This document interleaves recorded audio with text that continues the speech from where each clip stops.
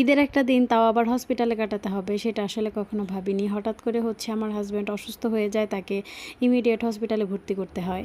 তো hello everyone, আসসালামু আলাইকুম। আমি তানজিনা তনি চলে আসলাম নতুন আরেকটি ভিডিওতে। কাছে দূরে যেখান থেকে আমার ভিডিওটি দেখছেন, আশা করি সবাই অনেক ভালো আছেন, সুস্থ আছেন। আলহামদুলিল্লাহ আমি অনেক ভালো আছি, সুস্থ আছি। ঈদ নিয়ে ছোট বড় সকলেরই কত কল্পনা জল্পনা থাকে, আমিও তার ব্যতিক্রম কিছু নই। এবারে ঈদ নিয়ে আমাদের ব্যতিক্রম কিছু চিন্তা ভাবনা ছিল। আমরা চেয়েছিলাম এবারে ঈদটা একটু ব্যতিক্রমভাবে করব, বাট এরকমভাবে করতে হবে সেটা আমি কখনোই ভাবি নাই। ঈদের জামাত শেষ করে বাসায় আসার পর থেকে শুক্রিয়ার আব্বু অনেকটা অসুস্থ হয়ে যায়।